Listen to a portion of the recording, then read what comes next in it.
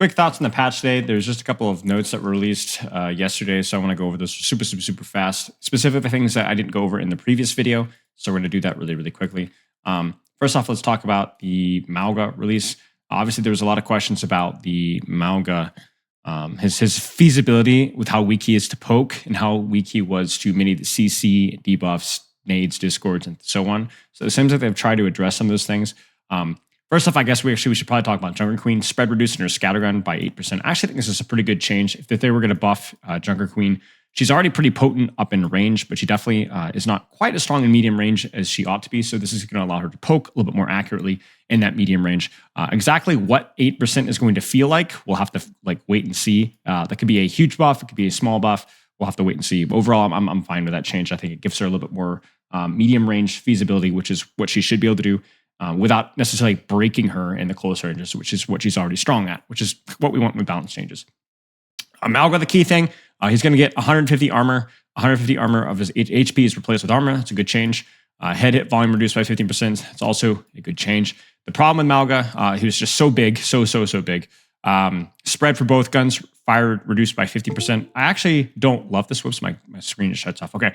I actually don't necessarily love this change. I think that having the punishment for firing both guns is really important, because one of the things that it is right now is it's like, oh, if you're firing both guns, you're basically regenerating HP as you're setting people on fire. And so it was kind of like a niche circumstance in which you'd use that. Not in niche circumstances, but in close range battles. This means that there's going to be a lot more circumstances where just basically turning off your brain and mashing both guns is going to be the better play. And I don't think you want to do that. I think my initial impression from Mauga is that you want to incorporate and reward people that are utilizing the left click and the right click, or basically setting people on fire and then following, using the volatile chain gun afterwards. At medium to long ranges, it felt like that was very difficult to get value out of, or very inconsistent. And this is just going to motivate people to do the just mash both buttons more, which is the less skillful expression of his kit. So I don't actually like this. I'm glad that they're nerfing the spread on something, but I would prefer it if they've nerfed the spread of the individual weapons instead. Maybe not by much, because obviously it would be too broken, but maybe I don't know, reducing the amount of time for incendiary to kick off if you're aiming with just that weapon, or reducing the spread of firing one of the guns by 5-10%, something like that. As it is right now, I think the spread needs to be a very important aspect of firing both weapons, and I'm scared that this is going to mean that just mashing both weapons 95% of the time is going to be even more the case. So I will reserve judgment, but I'm a little bit concerned about this change. This means I think that there's not as much of a fire rate. Chat, correct me if I'm wrong, but I think this means that if you're just mashing both weapons, you're not firing faster than you were if you're firing one at a time. I don't know why that would have ever been the case initially, but I'm glad that I think this is a good change. Damage per shot increased, sure, I guess. Fall off range increased from 25 to 30 meters. I think this is a good change. Giving more of that medium range poke, which he was missing. Max ammo increased pretty much fine, I guess. I don't really know. Not that big of a deal.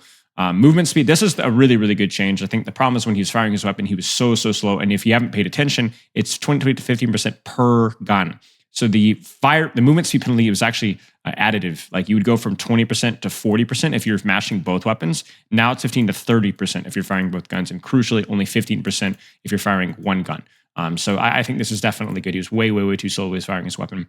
Overrun can no longer be hacked by hack. That makes total sense within line with the ability. Damage reduction increased from 30 to 50%, maybe a little bit too much. Again, it's not necessarily the overrun that's the problem. I think overrun was clearly already pretty strong, but it was when the overrun finished where you were able to live.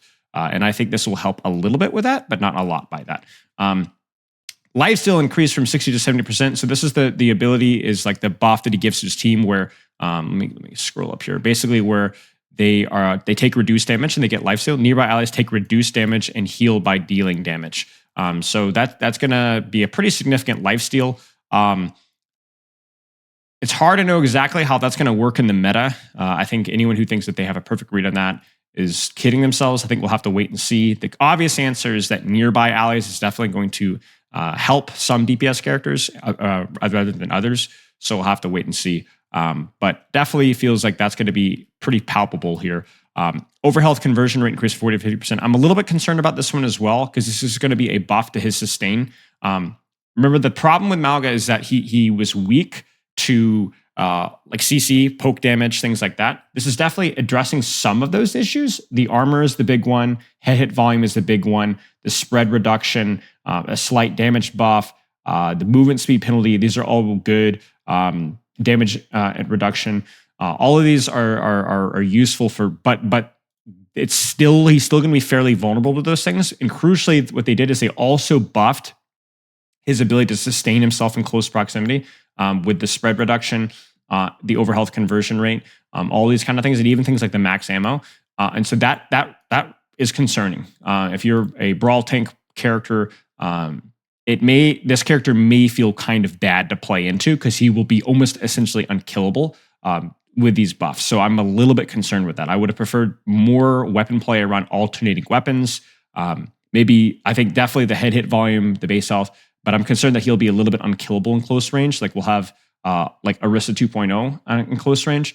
But we'll see. I'm not going to be, going crazy out here before he's even released. This is I don't love this change. I mean, it's basically meaningless. It's not meaningless. It's pretty much a slap on the wrist. It's not a huge change. But again, it's like, remember Blizzard's, the reason Sigma was being played was not because the character was wildly broken, was because the DPS, the environment, the support and DPS environment, the characters that were meta were not to dive characters. And so then Sigma was the best tank character into not dive characters. And then even some of the brawl characters were kind of bullied out a little bit by characters like Bastion. So Sigma, of course, is going to be played because he deals with those characters best, like poke characters in general. So Sigma was not a meta definer at all. Bastion was a meta definer 100%.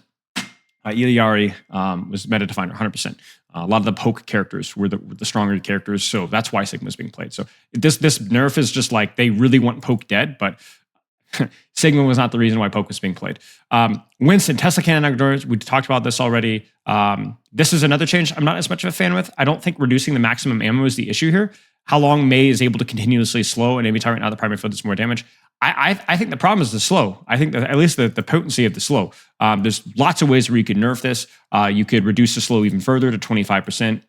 You could even do 20%. The damage, the DPS with the endothermic blaster is already so high. If you're in the range to be able to freeze somebody, you don't need the slow to motivate you to freeze. It does more damage than right-clicking with your icicles, unless you're only headshotting, which is basically impossible, right? So the endothermic blaster already has a niche with which it's used. It's very, very strong. You do not need the slow in addition to that. It's certainly not a 30% slow. I know that they nerfed the slow, but they could nerf it all the way to 10%. They could nerf it to 0%, and it would still be used the most important thing to use in close ranges. The other way to nerf it as well would be, this one's a little bit of, probably one of the best ways to get a nerf it actually, is to prevent the slow from allowing you to freeze Blizzard faster. It would be a big nerf to her ultimate, so maybe that's not the way to go, but you can actually M1 freeze. You can freeze, and people will freeze faster in your ultimate. I'm not sure if people are aware of that, but it's really, really strong. But that's super frustrating as a tank, because if you get basically one tick of her freeze from her gun and you're in Blizzard, you freeze almost instantly. Overhealth increase from 75 to 100. I don't like Torbjorn, but I think this is probably fair. I do think this is the nerf was maybe a little bit heavy-handed. It's not armor anymore since Overwatch 2, so the overhealth nerf was definitely like it wasn't as much of a defensive cooldown as maybe it should have been. I don't really have any crazy thoughts on that.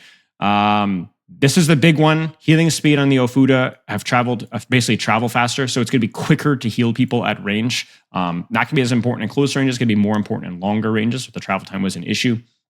Now, this is where it gets really juicy. Invulnerability duration reduced.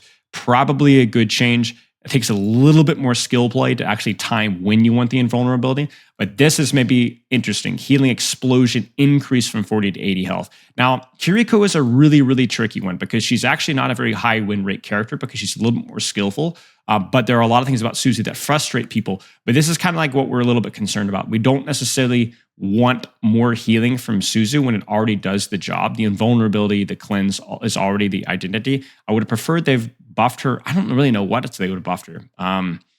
She's a really tricky character to buff. I feel like it's honestly okay if she's not always the strongest, because the way I look at Kiriko, I think that based off of the character design, you kind of want her to be more like a Tracer in function, where because her like skill ceiling is like really, really high, it's okay if she's not always super, super strong and lower levels. So I would have preferred if they'd done something where they kind of left it as is. Maybe they nerfed the invulnerability duration, maybe left this, and they just not put this in here at all and see how she does. Especially in the higher ranks, I think that like it's okay to have a character that's a little bit trickier to play. I don't think we want Kiriko to be just something that you could just dump healing on, and that's what she does. Those are other characters in lower ranks that are better at that. But yeah, I'm not really sure what you do with Kiriko. But I'm a little bit concerned about the healing explosion, because if I'm doing my math correctly, if somebody's cleansed, I think it's 110 burst healing because of the 30 extra healing when somebody's getting cleansed. So that could be kind of crazy. Okay, activate Gakri no longer disconnects Caduceus staffs from his target. Obviously, that's a huge quality of life change that's been long needed. And then there was a couple of thoughts here about how like they're going to make the quick play unranked lever penalty updates really strong. I knew I was going to get some angry comments about my stance on it in the comments, and I did. Some people crying about, oh, you're Spilo, I don't agree with you on unranked. Well, again, respectfully, screw off. You know, if you're queuing into a game, you don't get the opportunity to leave a game or make somebody else's experience worse without being punished. It's an unranked game, but people queue in to have fun, and when you leave the game, it ruins the experience for everybody else in that lobby. Even with backfill, it's just not quite the same. So I'm glad that they're taking a look at that. There are a couple other cool things with the reticle changes. There's some things for console as well where they're changing the rumble. I think at some point, endorsements, a couple other minor things, and some definitely fun event stuff, which I'm really looking forward to as well. But overall, some interesting changes. We'll have to wait and see. It was a little bit negative in the last video, so I'm just going to state it as it is. I'm not going to add any other thoughts, and enjoy the rest of the patch, y'all.